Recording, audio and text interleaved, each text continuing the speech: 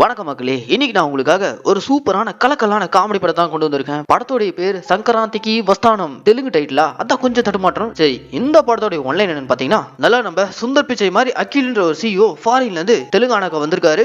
அவரை ஒரு group kidnap பண்ணிடுறாங்க. அந்த குரூப் அவரை விடணும்னா ஒரு மிகப்பெரிய டிமாண்ட் வச்சிருக்காங்க. சிஇஓ அகிலோட உயிருக்கு ஆபத்து இல்லாம அந்த குரூப் கிட்ட இருந்து காப்பாத்துறதுக்கு டிபார்ட்மெண்ட்ல இருக்க ஒரே ஆள் YD ராஜா. எஸ், அவர் தான் இந்த படத்தோடைய ஹீரோ. அவர் இப்போ டிபார்ட்மெண்ட் விட்டு கல்யாணம் பண்ணி 4 குழந்தைங்களோட ஃபேமிலியோட செட்டில் ஆயிட்டாரு. அவரை திரும்ப கூட்டு வந்து கிட்னாப் பண்ணிட்டு போன அந்த மோசமான குரூப் கிட்ட இருந்து சிஇஓ அகில மீட்டு கொண்டு வர மாதிரியான மிஷனை ஹீரோ கையில ஒப்படைக்கிறாங்க. இப்படி ஒரு பயங்கரமான மிஷனுக்கு நம்ம ஹீரோ அவர் ஃபேமிலியே கூட்டு போறாரு. அதுக்கப்புறம் நடக்கிறதெல்லாம் ஃபுல் அண்ட் ஃபுல் நம்ம சுந்தர் சி படத்தோட வைப் தான். சரி வாங்க இந்த படத்தோட முழு கதையை பார்ப்போம். படத்தோட ஓபனிங் சீன்ல ஃபாரின்ல இருந்து வரக்கூடிய சிஇஓ அகில் அவரை பத்தி சிஎம் பில்டப் கொடுத்து பேசிட்டு இருக்காரு. சிஎம்க்கு துடுப்பா நம்ம விடிவி கணேஷ் தான் நடிச்சிருக்காரு. இப்ப சிஎம் சென்ட்ரல்ல பேசி இந்தியாவுக்கு வந்து இறங்க போற சிஇஓ அகில முதல் முறையா நம்ம ஸ்டேட்டுக்கு தான் கொண்டு வரணும். அவரை வச்சு பல வளர்ச்சி திட்டங்கள்லாம் இருக்கு. அது போக அவர் பிறந்து வளர்ந்தது எல்லாம் நம்ம ஸ்டேட் இருந்தனால அந்த சிஇஓ அகிலும் நம்ம ஸ்டேட்டுக்கு வரதா ஒத்துக்கிட்டாரு. ஆனா அவர் வந்து போற வரைக்கும் அவருக்கு ஃபுல் பாதுகாப்பு நம்ம கொடுத்தே ஆகணும். ஏன்னா சென்ட்ரல்லே எதிர்த்து நம்ம அவரைங்க நம்ம ஸ்டேட்டுக்கு கொண்டு வரணும்னு சொல்லிட்டு பயங்கரமா சிஎம் பில்டப் பேத்த. அப்ப விடிவி கணேஷ், சிஎம் சார், நம்ம சிஇஓ அகில் வந்து போற வரைக்கும் பாதுகாப்பா இருக்கிறதுக்கு சூப்பரான ஐபிஎஸ் போலீஸ் தான் அப்பாயிண்ட் பண்ணிருக்கோம்னு அந்த இடத்துல இந்த படத்தோட ஹீரோயினான மீனாட்சியோட என்ட்ரி. அவங்க வந்ததும் சிஎம்க்கு ஒரு சல்யூட் போட பக்கத்துல இருக்க விடிவி கணேஷ், நானும் சிஎம் கூடவே இருக்க பிஏ தானே, எனக்கு ஒரு சல்யூட் போடுங்கன்ட்டு ஐபிஎஸ் மீனாட்சி கிட்ட கேட்டு சல்யூட் வாங்கிட்டு இவங்க எல்லாரும் இப்போ ஏர்போர்ட்ல வந்து இறங்குற சிஇஓ வெல்கம் பண்ணி பாதுகாப்பா கூட்டு போறாங்க. கட் பண்ணா இப்போ ஒரு மிகப்பெரிய மீட்டிங். அந்த மீட்டிங்ல சிஇஓ அகில் இந்த ஸ்டேட்டை முன்னேற்றத்துக்கான எல்லா பாதைகளும் என்னால முடிஞ்ச அளவுக்கு நான் வழிவகுத்து கொடுக்குறேன் அப்படி இப்படின்னு சொல்லிட்டு பயங்கரமா மீட்டிங்ல பேசிட்டு மீட்டிங் முடிஞ்சதும் நம்ம விடிவி கணேஷ் சிஎம் கிட்ட வந்து, தலைவரே இன்னைக்கு நைட்டு சிஇஓ அகில நம்ம ஃபார்ம் ஹவுஸ் கூட்டு போயிட்டு நல்லா வாய்க்கு ருசியா நம்ம ஊர் சமையல சமைச்சு கொடுத்து மொத்தமா அவரை நான் நம்ம பக்கம் கவுத்துறேன் அப்படின்ற மாதிரிலாம் கேட்க, டேய் சென்ட்ரல்ல எதிர்த்து சிஇஓ அகில நம்ம ஸ்டேட்டுக்கு கூட்டு வந்திருக்கேன், ஏதாவது ஏடா கூட ஆயிட போதுரா அப்படின்ற மாதிரிலாம் சிஎம் பதற, தலைவரே அதெல்லாம் ஒன்னும் பிரச்சனை இல்ல, அதான் கூடவே ஐபிஎஸ் மீனாட்சி இருக்காங்களே, அவங்கள மீறி எவன் வந்து சிஇஓ மேல கை வைப்பான், பதறாதீங்க தலைவரே நான் பாத்துக்கிறேன்ட்டு அன்னைக்கு நைட் இந்த விடிவி கணேஷ் சிஇஓ அகில கூட்டிட்டு அவருடைய ஃபார்ம் ஹவுஸ்க்கு போயிறாரு. அந்த ஃபார்ம் ஹவுஸ்ல ஒரு பக்கம் நம்ம விடிவி கணேஷ் சிஇஓ அகிலுக்காக விதவிதமா சமையல் பண்ணிட்டு இருக்க, இன்னொரு பக்கம் நம்ம மீனாட்சி அந்த ஃபார்ம் ஹவுஸ்க்கு பந்தோபஸ்து கொடுத்துட்டு இருக்க. அப்போ திடீர்னு அந்த ஃபார்ம் ஹவுஸ்க்குள்ள வேலை பார்த்துட்டு இருந்த ஸ்டாஃபுங்களே டப்பு டப்புன்னு கையில வெப்பன்ஸ் எடுத்துட்டு சிஇஓ அகில கிட்னாப் பண்றதுக்காக இறங்கி வரானுங்க. அவ்வளவுதான். இத பார்த்த நம்ம ஐபிஎஸ் மீனாட்சி ட்ரெயினிங்ல கத்து கொடுத்த மொத்த வித்து இங்க இறக்குற விதமா ஒரு ஃபைட்ட போடுறாங்க.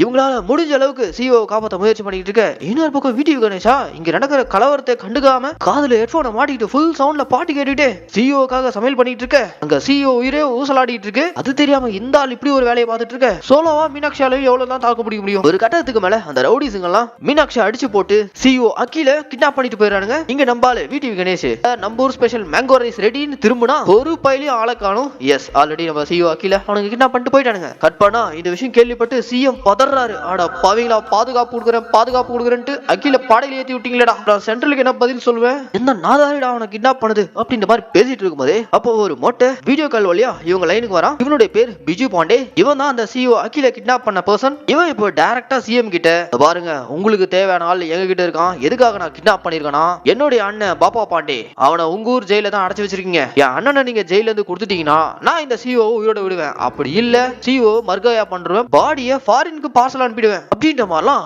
இந்த மொட்டை டைரக்டா சிஎம் மிரட்ட. ஆமா, யார் இந்த மொட்டை, எதுக்காக இவன் இதெல்லாம் பண்ணிட்டு இருக்கான் அப்படின்ற மாதிரிலாம் சிஎம் கேள்வியில அங்க இருக்க நம்ம ஐபிஎஸ் மீனாட்சி டீடைலிங்கா எக்ஸ்பிளைன் பண்றாங்க. இந்த பிஜு பாண்டேவும் அவங்க அண்ணன் பாப்பா பாண்டேவும் ஊருக்குள்ள மிகப்பெரிய rowdy, mafia, weapon smuggling, child trafficking இந்த மாதிரி ஏகப்பட்ட இல்லீகலான விஷயங்கள்லாம் பண்ணிக்கிட்டு ஒரு ஊரையே இவங்க கண்ட்ரோல்ல வச்சிருக்கானுங்க. இந்த மொட்டை பிரதர்ஸ்க்கு ஆப்போசிட்டா நாயக் பிரதர்ஸ் சொல்லிட்டு 2 பேர் இருக்கானுங்க. 2 குரூப்புக்கும் சுத்தமா ஆவியாவாது. ஒரு நாள் ஜெயில இருக்க இந்த பிஜு பாண்டியோட அண்ணன் பாப்பா பாண்டே தொழில் விஷயமா சிட்டிக்கு வர இவன் வெளியே வந்திருக்க இன்ஃபர்மேஷனை நாயக் பிரதர்ஸ் போலீஸ்க்கு இன்ஃபார்ம் பண்ண, போலீஸ் கையும் களமா இந்த மொட்டை பாப்பாய் பாண்டேவை தூக்கிருக்கானுங்க. சோ இப்போ பாப்பாய் பாண்டேவை நம்ம ஊர் சென்ட்ரல் ஜெயில தான் வச்சிருக்கோம். அண்ணனை ரிலீஸ் பண்ண சொல்லி தம்பி விஜு பாண்டே நம்ம சிஇஓ கிட்னாப் பண்ணி வச்சிருக்கான், இதான் சார் கதை அப்படின்ற மாதிரி மீனாட்சி சொல்ல, சரி ஓகேமா அந்த பாப்பாய் பாண்டேவை வச்சிருக்க சென்ட்ரல் ஜெயிலோட ஜெயிலர் கூப்பிடு, அவங்க கிட்ட பேசி பாப்போம்னு அந்த ஜெயிலர் கூப்பிட்டா அந்த ஆள் டைரக்டா சிஎம் பார்த்து சல்யூட் போட்டு, சார் கடமை, நேர்மை, நீதி, நியாயம் எல்லாத்தையும் வெறும் வார்த்தையால கடைபிடிக்கிறோம் இல்ல, என் உடம்புக்குள்ளே அதெல்லாம் இருக்கு, சிஎம்ஏ சொன்னாலும் என்னால அந்த பாப்பா பாண்டேவை ஜெயில இருந்து வெளில விட முடியாது, அப்படி நீங்க ஃபோர்ஸ் பண்ணீங்கன்னா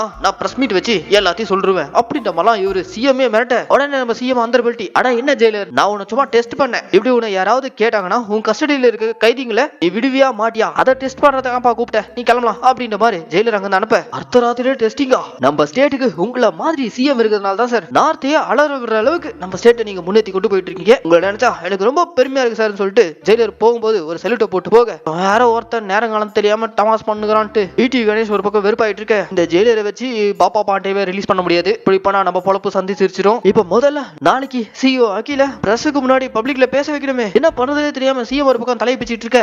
அப்போ ஐபிஎஸ் மீனாட்சி ஒரு ஐடியா கொடுக்குறாங்க. நாளைக்கு ஒரு நாள் சமாளிக்கிறதுக்கு சிஇஓ அகில் மாதிரியே இருக்கக்கூடிய யாராவது ஒரு நபரை மேட்ச் பண்ணி நிக்க வச்சு பிரஸ் மீட் கொடுத்துடலாம். சோ அப்படி ஒரு பர்சனை தான் ஹீரோயின் இன்டர்நெட்ல சர்ச் பண்ணிட்டு இருக்காங்க. ஒரு ஃபேஸ் கூட சிஇஓட மேட்ச் ஆக மாட்டேங்குது. அப்பதான் எதாச்சியா டிவி நியூஸ்ல ஒரு ஆட்டோக்காரனுடைய ஃபேஸ் வருது. ஆனா அந்த ஆட்டோக்காரர் கொஞ்சம் சொட்டையா இருக்காரு. சோ அவருடைய போட்டோ எடுத்துட்டு வந்து நம்ம ஹீரோயின் அகில் மாதிரி ஹேர் ஸ்டைல் எல்லாம் வச்சு மேட்ச் பண்ணா, ஆனா நம்ம சிஇஓ அகில் வந்துட்டாரு. சரி ஓகே, நாளைக்கு ஒரு நாள் பிரஸ் மீட்ல இவனை நிக்க வச்சு சமாளிச்சிடலாம். ஆனா அடுத்த 3 நாள்ல அவனை ஃபாரின் காட்டணுமே, எப்படி நாம இப்ப அந்த கிட்னாப்பர்ஸ் கிட்ட இருந்து சிஇஓ அகில மீட் எடுக்கிறது? 3 நாளைக்குள்ள இந்த மிஷனை முடிக்கிற அளவுக்கு நம்ம டிபார்ட்மெண்ட்ல யாருக்கு திறமை இருக்கு அப்படின்ட்டு சிஎம் அங்க கேள்வி எழுப்ப, அதுக்கு அங்க இருக்க டிஐஜி, அப்படி ஒரு பர்சன் நம்ம டிபார்ட்மெண்ட்ல இருந்தார் சார், அவருடைய பேரு ஒய்டி ராஜா, ஃபுல் நேம் யாதகிரி தாமோதர் ராஜா, ஷார்ட்டா ஒய்டி ராஜான்னு கூப்பிடுவாங்க. கிரிமினல்ஸ் எல்லாம் யமதர்ம ராஜான்னு கூப்பிடுவாங்க. ஏன்னா அவர்கிட்ட பேச்சு கிடையாது, ஒன்லி பீச் தான். கிரிமினல்ஸ் கண்டாலே அவருக்கு சுத்தமா பிடிக்காது. இது வரைக்குமே 100க்கும் மேற்பட்ட என்கவுண்டர் பண்ணிருப்பாரு. நேர்மையா நேர்மை, அப்படி ஒரு நேர்மை அப்படின்ற மாதிரிலாம் டிஐஜி நம்ம ஹீரோக்காக சிஎம் கிட்ட பில்டப் ஏத்த, அப்ப இந்த மிஷனுக்கு அவன் தான் சரியான ஆள், அவன் எங்க இருக்கான் அப்படின்ற மாதிரி சிஎம் கேட்க, சார் ஒய்டி ராஜா மாதிரி இருக்கக்கூடிய நேர்மையான நல்ல ஆபீசர்ஸ் எல்லாம் நாம எங்க சார் டிபார்ட்மெண்ட்ல வச்சிருக்கோம். அவர் பண்ண என்கவுண்டருக்கெல்லாம் விசாரணை கமிஷன் வச்சு அவருக்கு சஸ்பென்ஷன் கொடுத்து ஒரு கட்டத்துக்கு மேல டிபார்ட்மெண்ட் மேலே அவருக்கு வெறுப்பாகி இந்த போலீஸ் வேலையும் வேணாம் ஒண்ணு வேணான்ட்டு டிபார்ட்மெண்ட் விட்டே போயிட்டாரு சார். ஆடா பாவீங்களா, இருந்த ஒரு நல்ல போலீஸ் அனுப்பிட்டோமா, இப்ப நம்ம அவரை எங்க இருந்து பிடிக்கிறது அப்படின்ற மாதிரி சிஎம் புலம்பிட்டு இருக்கும்போது அங்க நம்ம ஐபிஎஸ் மீனாட்சி இருக்காங்களே, அவங்க என்ட்ரி கொடுத்து, சார் ஒன்னும் பிரச்சனை இல்ல, நான் கூப்பிட்டா கண்டிப்பா ஒய்டி ராஜா வருவாரு, ஏன்னா அவர் தான் என்னுடைய எக்ஸ் பாய் ஃப்ரெண்ட் அப்படின்ற மாதிரி இவங்களுக்குள்ள ஒரு பிளாஷ்பேக். எஸ், நம்ம ஒய்டி ராஜாவும் மீனாட்சியும் டிபார்ட்மெண்ட்ல ஒன்னா வேலை பார்த்துட்டு இருக்கும் போது இவங்களுக்குள்ள லவ் இருந்திருக்கும் போல. ஆனா ஒரு கட்டத்துக்கு மேல ஏதோ ஒரு காரணத்தினால இவங்களுக்குள்ள பிரேக்கப் ஆயிருக்கு. பிரேக்கப் ஆகிற அன்னைக்கு நம்ம ஹீரோ மீனாட்சியை பார்த்து, நீ என்ன இன்னைக்கு பிரேக்கப் பண்ணிட்டு போலாம், ஆனா உனக்காக என்னைக்கும் வேற எந்த பொண்ணையும் ஏறெடுத்து கூட பார்க்காம உனக்காகவே நான் காத்துக்கிட்டு இருப்பேன் மீனாட்சி அப்படின்ற மாதிரி பயங்கர எமோஷனா நம்ம ஹீரோ பேசிட்டு போக, சோ அந்த வார்த்தையை நம்பிக்கிட்டு இருக்க நம்ம மீனாட்சி கண்டிப்பா தனக்காக ஒய்டி ராஜா காத்துக்கிட்டு இருப்பாரு, அவர் நான் கூப்பிட்டா கண்டிப்பா வருவாருன்ற மாதிரி நம்பிக்கையா சிஎம் கிட்ட சொல்ல, அப்படியே கட் பண்ணி கிராமத்துல இருக்க நம்ம ஹீரோ ஒய்டி ராஜாவை காட்டுறாங்க. டோட்டலா ஆளே மாறி போய் கல்யாணம் எல்லாம் பண்ணிக்கிட்டு அவருக்குன்னு 4 குழந்தைங்க. என்னதான் இவர் 4 குழந்தைங்களுக்கு தகப்பனா இருந்தாலும் தன்னுடைய ஒய்ஃப் இவர் தாங்கிட்டு இருக்காரு. இன்னைக்கு அவருடைய ஒய்ஃபுக்கு அரங்கேற்றம் விழா நடந்துட்டு இருக்கு. அதுக்கு அவங்களுக்கு தேவையான சௌரமுடி எடுத்துட்டு வேகமா அந்த ஃபங்க்ஷனுக்கு போய் சேர்றாரு. அந்த ஃபங்க்ஷனுக்கு குழந்தை குட்டிங்களோட போய் சேர்ந்ததும் நேரா நம்ம ஹீரோ தன்னுடைய ஒய்ஃபை பார்க்க பேக் ஸ்டேஜுக்கு போய், உனக்காக தான் இந்த சௌரமுடிய வேகமா கொண்டு வந்திருக்கன்ட்டு அதை கொடுத்ததும் அங்க அவங்க ஒய்ஃபுக்கு அவ்வளோ ஹாப்பி. இந்த படத்துடைய செகண்ட் ஹீரோனே இவங்க தான். இவங்களை பத்தி சொல்லணும்னா இவங்க ரொம்ப இன்னசென்ட், பெருசா படிப்பு கிடையாது. இவங்களுக்கு தெரிஞ்சதெல்லாம் இவங்க ஹஸ்பண்ட பாசமா பாத்துக்கணும் மட்டும்தான். முதல் முறையா இவங்க 2 பேரும் எப்ப சந்திச்சிருப்பாங்கன்னு சொல்லிட்டு ஒரு பிளாஷ்பேக். ஹீரோயின் கூட பிரேக்கப் ஆயிட்டு நம்ம ஹீரோ சோகமா ட்ரெயின்ல போயிட்டு இருக்கும்போது அதே ட்ரெயின்ல தான் நம்ம ஹீரோனும் சோகமா உட்காந்துட்டு இருப்பாங்க. என்னமாச்சு என்ன பிரச்சனைன்ற மாதிரி ஹீரோ கேட்க, இப்ப பாத்துட்டு போனது 18வது வரன், இவனுக்கும் என்ன பிடிக்கலான்ட்டான் அப்படின்ற மாதிரி ஹீரோயின் சோகமா சொல்ல, அந்த கதையை கேட்ட நம்ம ஹீரோ, மகாலட்சுமி மாதிரி இருக்க உன்ன போய் வேணாம் சொன்னா பாரு அப்படின்ற மாதிரி அப்படியே பேசி கொஞ்சமா க்ளோஸ் ஆகி அந்த ட்ரெயின்லயே இருக்க அவங்க குடும்பத்துல இருக்க அவங்க அப்பா கிட்ட பேசி ஹீரோனை கல்யாணம் பண்ணிருப்பாரு. இப்படி ஒரு குட்டி பிளாஷ்பேக் முடிஞ்ச கையோட ஹீரோயின்கான அரங்கேற்றமும் முடியுது. அப்படி அரங்கேற்றம் முடிஞ்சதும் ஸ்டேஜ்ல மினிஸ்டர் பேசலாம்னு சொல்லிட்டு அவளா காத்துட்டு இருக்காரு. ஆனா இந்த புருஷன் பொண்டாட்டி 2 பேரும் சேர்ந்துட்டு மினிஸ்டரை பேச விடாம மாத்தி இவங்களுக்குள்ள இவங்களே புகழ்ந்து பேசி தள்ளிட்டு வேற லெவல்ல ஃபன் பண்ணிட்டு இருக்காங்க. அப்படியே கட் பண்ணா வீட்டுக்கு வந்ததும் ஹீரோனோட அப்பா இருக்கான்ல, அவருக்கு ஹீரோயினும் ஒன்னா ஒரே ரூம்ல விடக்கூடாது, இவங்க விட்டா குழந்தையா பெத்துன்னு இருக்காங்க, ஆல்ரெடி 4 குழந்தை ஆகி போச்சு, இதுக்கு மேலேயே இவனு விட்டா இந்த வீட்டையே இவன் ஸ்கூலா மாத்திடுவான், அதனால இவங்களை ஒன்னாவே படுக்க விடக்கூடாதுன்னு மாமனார் பக்காவா பிளான் பண்ணி 4 குழந்தைங்களோட நடுவுல வந்து படுத்துறாங்க. எல்லாம் நல்லா அசந்து தூங்குற நேரமா பார்த்து நம்ம ஹீரோனை எழுப்பிட்டு அப்படியே மாடிக்கு போயிட்டு ரொமான்ஸ் பண்ண ஆரம்பிச்சாரு. ஒரு கலக்கலான சாங். அந்த சாங் முடிஞ்ச கையோட அடுத்த நாள் காலையில இவங்க வீடு ஏறி ஒருத்தன் தலையில கட்டோட ஒரு கூட்டத்தோட வந்து பிரச்சனை பண்ணிட்டு இருக்கான். என்ன ஏதுன்னு கேட்டா, நைட்டு முழுக்க நம்ம ஹீரோனும் டான்ஸ் ஆடுற பேர்ல எங்க வீட்டு ஓட்டு மேலாம் ஏறி ஆடத்துல ஓடு உடஞ்சி என் தலையில விழுந்து 10 தையல் கிட்ட போட்டு வந்திருக்கேன். 4 குழந்தைங்க பெற்றதுக்கு அப்புறமும் ஏதோ புது தம்பதிகள் மாதிரி 2 பேரும் ஆட்டம் ஆடிட்டு இருக்கானுங்களே அப்படி இப்படின்னு ஊரை கூப்பிட்டு வந்து பிரச்சனை பண்ணிட்டு இருக்க. அந்த கூட்டத்துக்கு நடுவுல நம்ம ஹீரோவுடைய பையனான புள்ளிராஜு அவனுடைய என்ட்ரிங்க.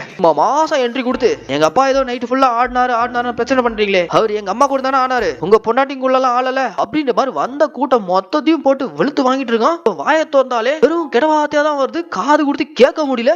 நம்ம ஹீரோவா, சாரிங்க பையன் நெட்ஃபிளிக்ஸ்ல இருக்க கண்டென்ட்டா பார்த்து இப்படி கெட்டு போயிட்டான், யாரும் தப்பா எடுத்துக்காதீங்க அப்படின்ற மாதிரி பேசி சமாளிச்சு அனுப்பிடுறாங்க. புள்ளிராஜா பேசின பேச்சுக்கு மொத்த கூட்டமும் செதறடிச்சு ஓட, இப்படி ஒரு கலக்கலான ஃபேமிலியோட நம்ம ஹீரோ இங்க வாழ்ந்துட்டு இருக்க. கற்பனா இந்த பக்கம் அந்த ஆட்டோக்காரனை கூட்டு வந்து சிஓ மாதிரி மேக்கப் பண்ணி பிரஸ் பீப்புள் முன்னாடி நிக்க வச்சு இன்னைக்கு ஒரு நாள் நம்ம சிஎம் சமாளிச்சிடுறாரு. அப்படி அந்த டிராமா பிரஸ் மீட் முடிஞ்சதும் அங்க நம்ம ஐபிஎஸ் மீனாட்சி இருக்காங்களே, அவங்க வந்து, சிஎம் சார் ஒரு குட் நியூஸ், ஒய்டி ராஜு இருக்கக்கூடிய கிராமத்தை நான் கண்டுபிடிச்சிட்டேன், கூடிய சீக்கிரம் அவரை போய் நான் இந்த மிஷனுக்காக கூட்டு வந்துறேன் அப்படின்ட்டு சொல்ல சிஎம் ஹாப்பி.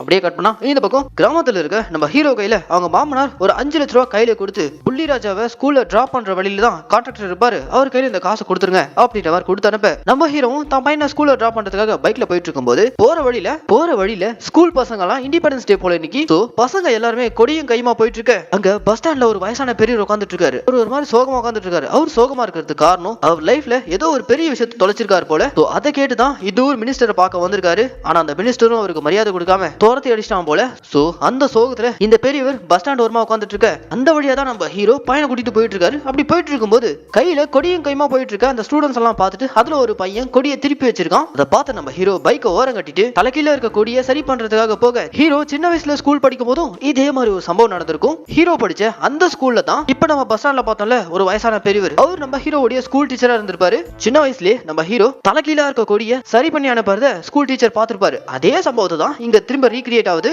இப்ப கரண்ட்லயும் நம்ம ஹீரோ அந்த கொடியை சரி பண்ணி விட்டு அனுப்புறதும் அங்க ரொம்ப வயசாகி போயிருக்க டீச்சரை ரொம்ப வருஷம் கழிச்சு நம்ம ஹீரோ பாக்குறாரு. அவரை பார்த்ததுமே நம்ம ஹீரோ அப்படியே ஒரு பிளாஷ்பேக் உள்ள போறாரு. ஒரு முறை இவன் ஸ்கூல் எக்ஸாம்ல பிட் அடிச்சிட்டு இருக்கும்போது இன்விஜிலேட்டரா இந்த சார் தான் வந்திருப்பாரு. ஹீரோ பிட் அடிக்கிறத பார்த்தும் அவர் கண்ணு காணாம விட்டு போயிடுவாரு. எக்ஸாம் முடிஞ்சதும் நம்ம ஹீரோ நேரா அந்த சார் கிட்ட போயிட்டு சார் என்ன ஏதான் சார் பிரின்சிபால் கிட்ட மாட்டி விடலன்ற மாதிரி கேட்க நீ தப்பு பண்ணிட்டு மத்தவங்க கிட்ட மாட்டினா நீ ஜஸ்ட் லூசரா தான் ஆவ. ஆனா அதுவே நீ உன்கிட்டயே மாட்டினா நீ ஜோக்கர் ஆயிடுவ. சோ என்னைக்கும் நாம நமக்கு மட்டும்தான் உண்மையா இருக்கணும் அப்படின்ற மாதிரி ஒரு வைஸ் அட்வைஸ அப்பவே டீச்சர் வந்து கொடுத்திருப்பாரு. அதுக்கேத்த மாதிரி நம்ம ஹீரோ என்னதான் ஃபர்ஸ்ட் கிளாஸ்ல அந்த எக்ஸாம்ல பாஸ் பண்ணியிருந்தாலும் பிட் அடிச்சு தானே நம்ம பாஸ் பண்ணோம். இது நம்மளோட வெற்றியே கிடையாதுன்ற மாதிரி குற்றம் உணர்ச்சி அவனுக்குள்ள பயங்கரமா எழுப்பி இருக்கு. கண்ணாடியை பார்க்கும்போது இந்த சார் சொன்னபடி அவன் கண்ணுக்கு அவன் ஜோக்கரா தான் தெரியறான். சோ இந்த சம்பவம் தான் நம்ம ஹீரோடைய வாழ்க்கையில எப்போ அவன் நேர்மையா தான் இருக்கணும், யாரும் ஏமாத்த கூடாது அப்படின்ற மாதிரி அப்பவே அவன் அந்த சார் சொன்னதை கேட்டு முடிவெடுத்திருப்பான். இப்ப கரண்ட்ல நம்ம ஹீரோ அந்த சாரை பார்த்ததும் சார் என் ஞாபகம் இல்லையா, நான் தான் சார் உங்களுடைய ஸ்டூடெண்ட் ராஜா. நீங்க எனக்கு அன்னைக்கு ஸ்கூல்ல சொல்லி கொடுத்ததை நான் இன்னமும் ஃபாலோ பண்ணிட்டு இருக்கேன். உங்களுடைய பேரை தான் சார் நான் சர்நேமே வச்சிருக்கேன். வைடி தாமோதர் ராஜா. டிபார்ட்மெண்ட்ல என் பேரை கேட்டா அதுக்கு பக்கத்துல நேர்மையும் தான் எழுதி வைப்பாங்க. அதுக்கு ஏத்த மாதிரி தான் போலீஸ் டிபார்ட்மெண்ட்டையும் யாருக்கும் வளைஞ்சு கொடுக்காம இருந்தேன். ஒரு கட்டத்துக்கு மேல டிபார்ட்மெண்ட்குள்ள எந்த ஒரு நீதியும் இல்ல நேர்மையும் இல்ல தெரிஞ்சதும் அந்த வேலையவே நான் தூக்கி போட்டு இங்க கிராமத்துல குழந்தை குட்டின்னு செட்டில் ஆயிட்டேன் அப்படின்ற மாதிரிலாம் நம்ம ஹீரோ இவனுடைய அந்த பழைய சார் பார்த்து பழைய விஷயங்கள்லாம் பேச இவ்வளவு நேரம் கவலையா இருந்த அந்த சார் அவருடைய அந்த பழைய ஸ்டூடெண்ட் அவன் பேசினதெல்லாம் கேட்டு ஒரு மாதிரி கொஞ்சம் சந்தோஷப்பட்டு சரி ஓகேப்பா நான் கிளம்புறேன் அப்படின்னு சொல்லிட்டு அவர் பஸ் ஏறி போறாரு. அவர் பஸ் ஏறும் போதே ஒரு மாதிரி நம்ம ஹீரோவை தயக்கத்தோடு திரும்பி பார்த்துட்டு அதுக்கப்புறம் ஒரு மாதிரி எமோஷனலா கிளம்பி போறத ஹீரோ பார்த்துட்டு சார் ஏதோ ப்ராப்ளம் தான் இருக்காருன்னு புரிஞ்சுக்கிட்டு நம்ம ஹீரோ உடனே ஓடி போயிட்டு ஒரு டசன் வாழைப்பழத்தை வாங்கி கவர்ல போட்டு அதே கவருக்குள்ள அவங்க மாமனார் கான்ட்ராக்டர் கொடுக்கணும்னு சொன்ன அந்த 5 லட்ச ரூபாயும் போட்டு சார் என்னங்க வச்சுக்கோங்க உங்களுக்கு உதவியா இருக்கும்ட்டு அந்த 5 லட்ச ரூபாவை அந்த சாருக்கே தெரியாம அவர் கையில கொடுத்து அனுப்பிடுறான். இதை பார்த்தா அவங்க பையன் பெல்லு ராஜா டாடி யூ ஆர் கிரேட் அப்படின்ற மாதிரி அவனுக்கும் பயங்கர ஹாப்பி. எல்லாம் சரிதான்டா, ஆனா அவங்க தாத்தாவை எப்படி சமாளிக்கிறது அதை நான் பார்த்து நான் வீட்டுக்கு வாங்க போலான்னு சொல்லிட்டு வீட்டுக்கு போனதும் ஸ்கூல் பேக்ல 5 லட்ச ரூபாய் வச்சிருந்தோமா ஓட்டையில போற வழியில கீழே விழுந்துச்சு அப்படின்ற மாதிரி அவங்க மாமனாரை ஏமாத்த இந்த பொய்யை எவனாச்சும் புயல் காத்துல பொறிகளை சாப்பிட்டு இருப்பான் அவங்க கிட்ட போய் சொல்லுங்க அப்படின்ற மாதிரி மாமனார் டென்ஷனாக பக்கத்திலே உட்காந்து சப்பி சப்பி லாலிபாப் சாப்பிட்டு இருக்க பில்லு ராஜா யோ தாத்தா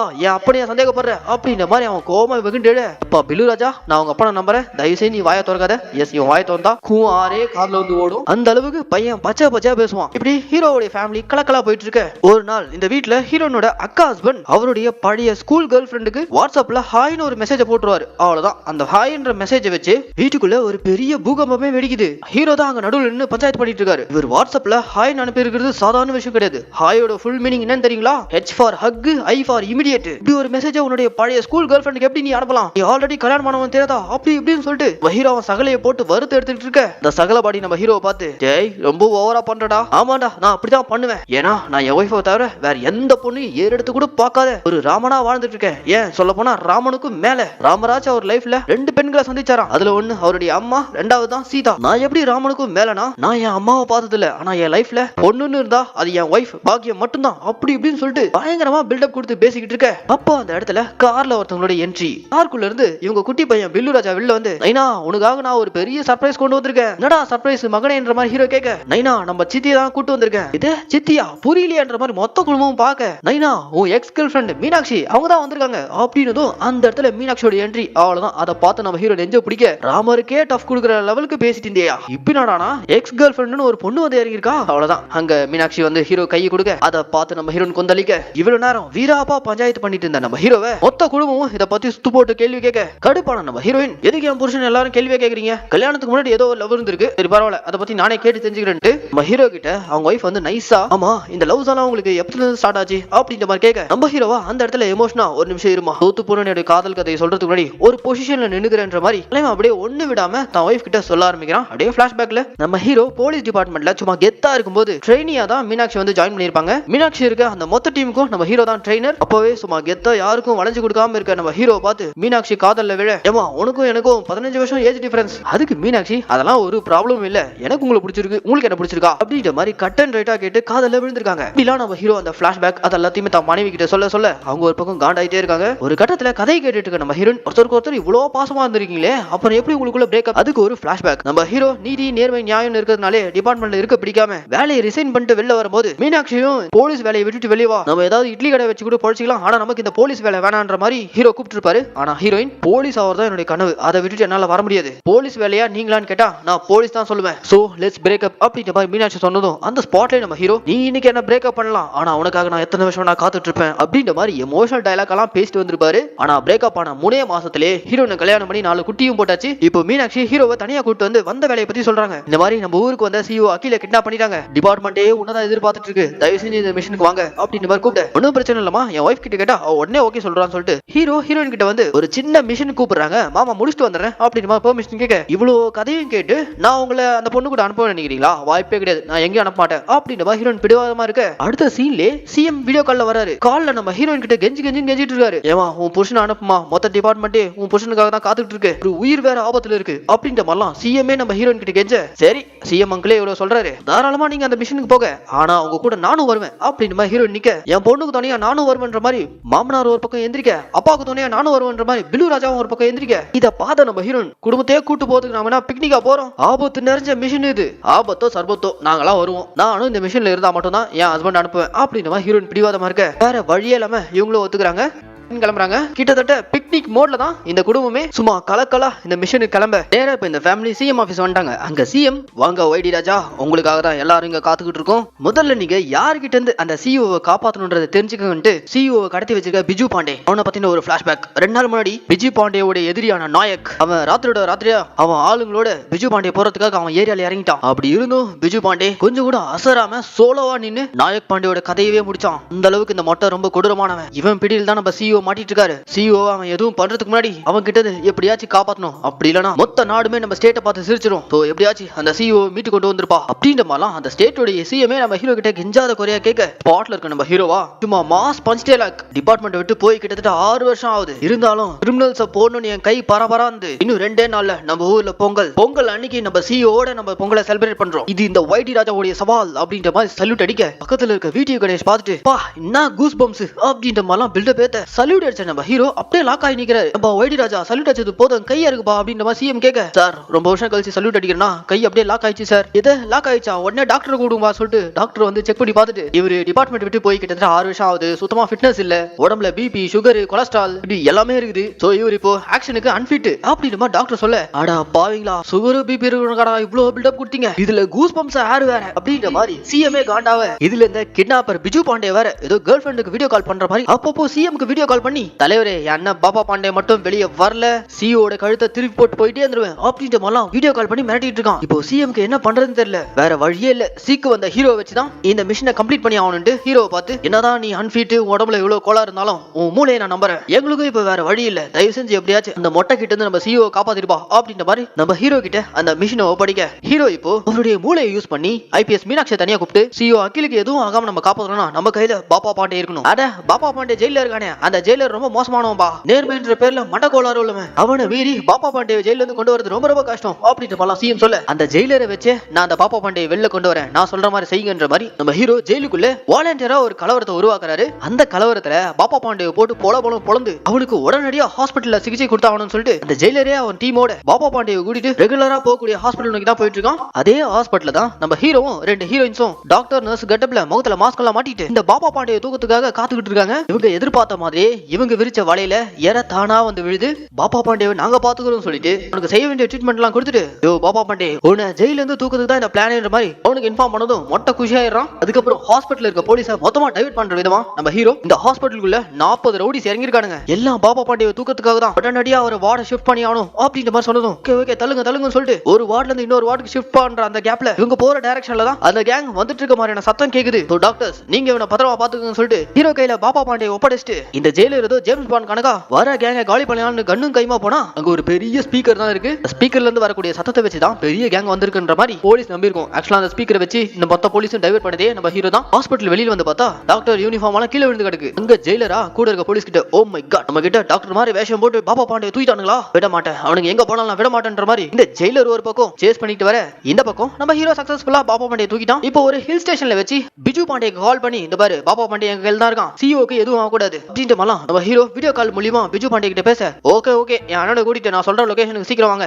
அப்படின்ற மாதிரி சொல்லிட்டு அவன் காலை கட் பண்ணிடுறான். ஓகே எல்லாமே பக்காவா பிளான் பண்ணி தான் போயிட்டு இருக்குன்னு நினைச்சிட்டு இருக்கும்போது ஒரு பக்கம் ஹீரோயின் மூஞ்சி தூக்கி வச்சு உட்காந்துட்டு இருக்காங்க. என்ன எதுன்னு ஹீரோ போய் கேட்கும்போது நானும் வந்ததுல இருந்து பாத்துட்டு இருக்கேன், நீங்க என்ன எப்ப பார்த்தாலும் மீனாட்சின்ற அந்த மூதையை கூட சுத்திட்டு இருக்கீங்களே, எனக்கு அது சுத்தமா பிடிக்கல, பழைய காதலியை பார்த்ததும் பல்ல எழுச்சிட்டு அவகிட்டே பேசிட்டு இருக்கீங்களா அப்படின்ற மாதிரிலாம் ஹீரோயின் கோவமா பேச ஹீரோயின் அவங்க ஒய்ஃபை சமாளிக்கிற விதமா அட அப்படிலாம் இல்லமா உன்னை போய் விடுவனா, நீ யார் நீ நம்ம ஊரோட நீ அழகான வாத்து, ஆனா அவ பாலைவன ஒட்டகம் அப்படி இப்படின்னு மீனாட்சியை பத்தி கண்ட மேனிக்கு திட்ட பின்னாடி இருந்து மீனாட்சி மொத்தத்தையும் கேட்டுறா. இப்படி ஒரு வேலையை பார்த்ததுல ஹீரோனுக்கு ஒரு சந்தோஷம். ஆமா சரியா சொன்னீங்க, வெயிட் பண்ணுங்க நான் உங்களுக்காக சூப்பரா மாங்காய் சாதம் ரெடி பண்ணிட்டு வரேன்னு சொல்லிட்டு நல்லா மாங்காய் சாதத்தை பிசைஞ்சு உருண்டையா எல்லாருக்கும் ஒவ்வொரு உருண்டை கொடுக்க நேரா போய் இவங்க பிடியில இருக்க பாப்பா பாண்டி அவருக்கும் போயிட்டு நாங்க நீங்களும் ஒரு வாயை சாப்பிடுங்க நல்லா இருக்கும் அப்படின்ற மாதிரி மாங்காய் சாதம் கொடுக்க அந்த மொட்டையா உருண்டையை பார்த்தாலே தெரிஞ்சு நல்லதா இருக்கும்ட்டு, ஆனா என்னால சாப்பிட முடியாதுமா எனக்கு வயிறு சரியில்லை வேணாம் அப்படின்ற மாதிரி ஒரு வேணாம் சொல்லிட்டு இருக்காரு. வேணாம்னு சொன்னா நான் விட்டுருவேனா, யோ மொட்டை கொடுக்குறேன்ல சாப்பிடு சூப்பரா இருக்கும் அப்படின்ற மாதிரி வாலண்டியரா இவங்க கொடுத்துட்டே இருக்காங்க. ஆனா மொட்டை வேணாம் சொல்லிட்டே இருக்கான். அட ஒரு வாய் சாப்பிடியா ஒண்ணு ஆகாது அப்படின்ற மாதிரி கையில வச்சு ஒரு தட்டுனோ பாப்பா பாண்டே அப்படியே மலையில இருந்து கீழே விழுந்து உருண்டுகிட்டே வந்து ரோட்ல வந்து விழுறான். நல்ல வேலை உயிராச்சு மிஞ்சிருக்குன்னு பார்த்தா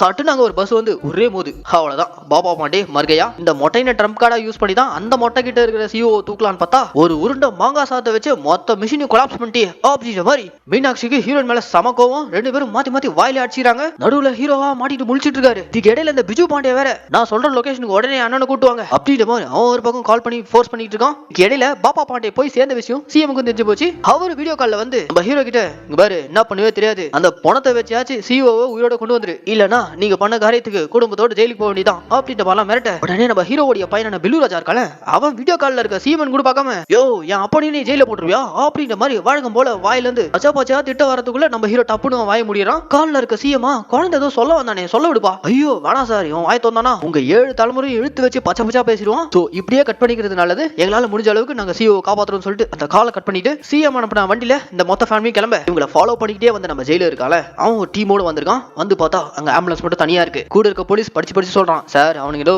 வண்டியை மாத்திட்டு போயிட்டான்னு நினைக்கிறேன். ஆமா இவர் பெரிய ஷெர்லாக் ஹோம்ஸ் பார்த்ததும் கண்டுபிடிச்சிருவாரு, இரு நான் பார்த்து கன்ஃபார்ம் பண்ணணும்னு சொல்லிட்டு ஆம்புலன்ஸ் ஓபன் பண்ணா அது எம்டியா இருக்கு. யோ முட்டா ஜெயிலரு நான் தான் வந்ததுல சொல்லிட்டு இருக்கல அப்படின்ற மாதிரி கூட இருக்க அந்த போலீஸ் காண்டாவ ஏய் இங்க நீ சீனியரா நான் சீனியரா, ஆனா வாய்ஸ் இது கோழி மாதிரி போலீஸ் வாய்ஸ்ல ஒரு பேஸோட கம்பீரமா பேச வேணாவா அப்படின்ற மாதிரிலாம் இந்த ஜெயிலர் கூட வந்த அந்த போலீஸை கலாய்க்க காண்டான அந்த போலீஸ் கண்ணாடியெல்லாம் வெடிச்சு செதற அளவுக்கு பேஸ் வாய்ஸ்ல பேசி இந்த ஜெயிலரி ஆஃப் பண்றாரு. இப்படி இவனுங்க ஒரு பக்கம் போலீஸ்ன்ற பேர்ல காமெடி பண்ணிட்டு வந்துட்டு இருக்க, இந்த பக்கம் நம்ம ஹீரோ பாப்பா பாண்டிய போய் சேர்ந்த விஷயம் பிஜு பாண்டியக்கு தெரியாது. முடிஞ்ச அளவுக்கு இந்த பாடியை வச்சு சமாளிப்போன்ட்டு பாடியில நூல் எல்லாம் கட்டி பப்பட் மாதிரி வீடியோ கால்ல பிஜு பாண்டிய கிட்ட பேச வைக்கிறானுங்க. என்ன அண்ணன் கேப் கண்ணாடி எல்லாம் போட்டிருக்காரு அப்படின்ற மாதிரி சந்தேகத்தோட பிஜு பாண்டிய கால்ல கேட்க, அதுவா வர வழியில போலீஸ் கெடுபிடி ரொம்ப அதிகமா இருக்கு அதான் மாறு விஷயத்துல கூட்டு வரோம், சரி ஓகே சீக்கிரமா நான் சொல்ற லொகேஷனுக்கு என்னன்னு கொண்டு வந்து டிராப் பண்ணிட்டு சிஓ கூட்டு போங்க அப்படின்ற மாதிரி கால்ல இருக்க பிஜு பாண்டிய சொல்ல இதோ உடனே கிளம்புறன்ற மாதிரி ஹீரோட பிளான் சக்சஸ்ஃபுல்லா போயிட்டு இருக்கு. இதுக்கு இடையில இந்த டிராவல் அப்போ ஹீரோயினுக்கும் மீனாட்சிக்கும் உள்ள இருக்கக்கூடிய இந்த சக்காலத்து சண்டை வேற மாத்தி வாய் வார்த்தையில சண்டை போட்டுக்கிட்டே இருக்காங்க. இவங்க போட்டுக்கிற இந்த சண்டையெல்லாம் பார்த்துட்டு ஹீரோவால பொறுத்துக்க முடியல. அதான் நம்ம ஹீரோ சீக்கு வந்த வீக் பாடியா இருந்தாலும் இவங்க போடுற சண்டையை பார்த்துட்டு கோவத்துல பக்கத்துல இருக்க செவரு ஒரு குத்துறாரு. ஒரு குத்துல ஒரு பெரிய ஓட்டையை உருவாயிச்சு. இதை பார்த்து அந்த டீம்ல இருக்கிறவன் சார் உங்களுக்கு சுகர் பாடினாங்க,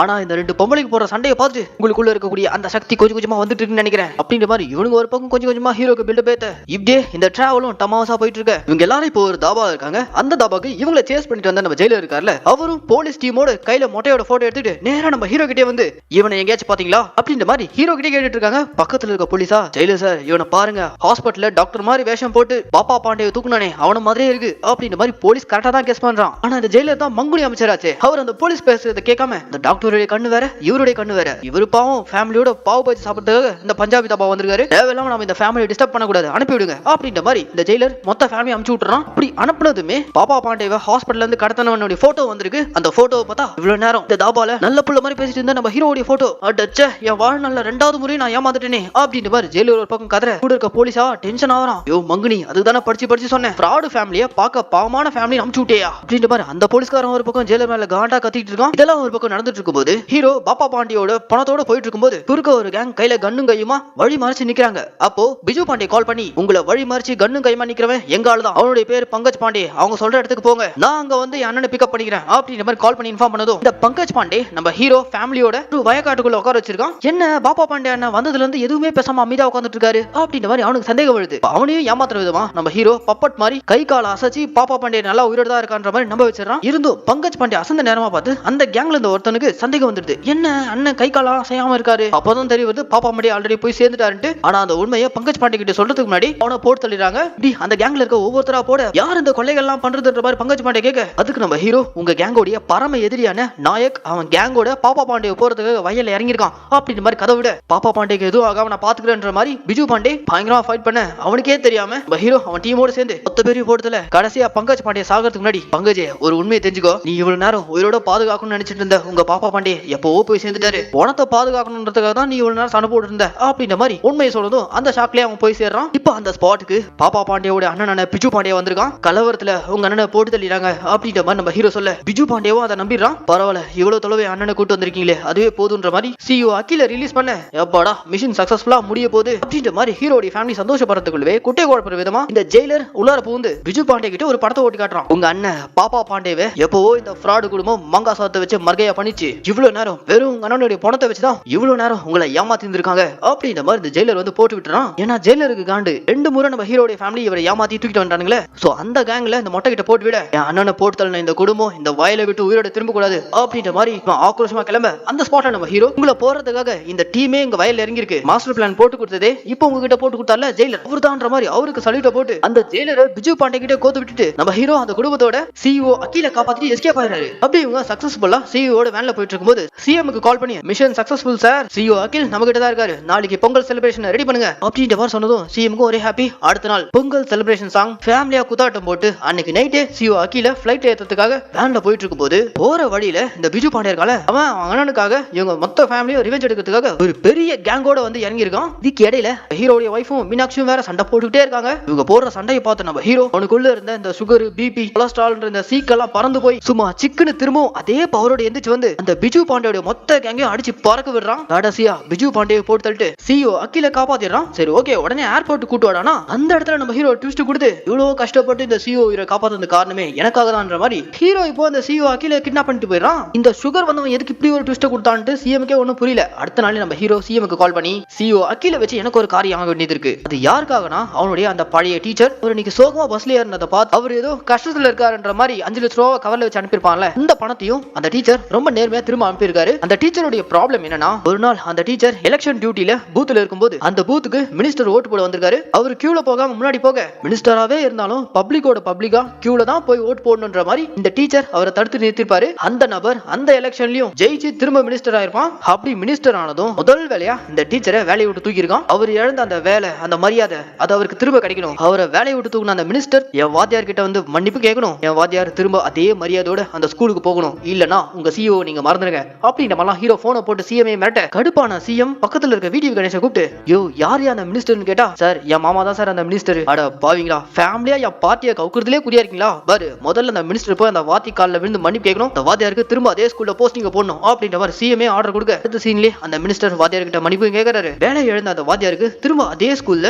பசங்களுடைய வரவேற்போட அதே ஸ்கூலுக்கு என்ட்ரி கொடுக்குறாரு. ஸ்கூல்ல ஸ்டூடெண்ட்ஸ்க்கு பத்தியில நம்ம ஹீரோ, நம்ம வாழ்க்கையில நம்ம எவ்வளவு உயரத்துக்கு போனாலும் பள்ளிக்கூடத்துல பாடம் கத்து கொடுத்த வாத்தியாருங்களை நம்ம மறக்க கூடாது. வாழ்க்கையில என்னைக்காச்சும் நீங்க அவங்கள பாத்தீங்கன்னா அவங்க கிட்ட போய் பேசுங்க அப்படின்ற மாதிரிலாம் அந்த ஸ்டூடெண்ட்ஸ்களுக்கு அட்வைஸ் கொடுத்துட்டு அந்த வாத்தியாருக்கு இருந்த பிரச்சனையை நம்ம ஹீரோ சால்வ் பண்ணிட்டு சக்சஸ்ஃபுல்லா மிஷனை முடிச்சுட்டு ரிட்டர்ன் கிராமத்துக்கே திரும்பினா அங்க இவங்க வைஃப் பூசணிக்காவை வச்சு சுத்தி போட்டுட்டு இருக்காங்க. எதுக்குமா இப்ப இந்த சுத்தி எல்லாம் போறன்ற மாதிரி ஹீரோ கேட்க, எல்லாம் அந்த ஒட்டகத்தோடைய கண்ணுல இருந்து உங்களை காக்கிறதுக்காக தான். யார ஹீரோன் ஒட்டகம்னு சொல்றாங்கன்னா ஹீரோவுடைய எக்ஸ் கேர்ள் ஃபிரெண்டான மீனாட்சி தான். அவங்க கண்ணு ஹீரோ மேல போட்டுருக்கோம், அது போனதுக்காக சுத்தி போட்டுட்டு இருக்கும் போதே ஆப்போசிட் வீட்ல ஒரு பொண்ணு கோலம் போட்டுட்டு இருக்காங்க. யார் இந்த பொண்ணு, ஊருக்கு புதுசா இருக்காங்களேன்னு சொல்லிட்டு ஹீரோ கூப்பிட்டு விசாரிச்சா அந்த பொண்ணு வேற யாரும் இல்ல, ஹீரோவுடைய எக்ஸ் கேர்ள் ஃபிரெண்டான மீனாட்சி. ஏமா டிபார்ட்மெண்ட் விட்டு இங்க என்ன பண்ற, உங்களுக்கு ஒத்தாசியா அவங்க கூடவே இருக்கலாம்னு வந்துட்டன்ற மாதிரி சொல்ல, போச்சுடா இவங்களுடைய சண்டை திரும்பவும் கண்டினியூ ஆன்ற மாதிரி இங்க இந்த படத்தை கலக்கலா முடிக்கிறாங்க. ஏன்னா மக்களே, இந்த படத்துக்கு நான் கொடுத்த வாய்ஸ் ஓவர் கண்டிப்பா உங்களுக்கு பிடிக்கும் நான் நம்புறேன். இதே மாதிரி தொடர்ந்து நம்ம தமிழ் மினி தியேட்டர்ல ரிலீஸ் பண்ணக்கூடிய படங்கள்லாம் நீங்க பார்க்கணும்னு ஆசைப்பட்டீங்கன்னா மறக்காம நம்ம தமிழ் மினி தியேட்டரை சப்ஸ்கிரைப் பண்ணிக்கோங்க, கூடவே பெல் ஐகானையும் பிரஸ் பண்ணிக்கோங்க. அப்பதான் நாங்க தினமும் எங்க சேனல்ல ரிலீஸ் பண்ணக்கூடிய படங்கள்லாம்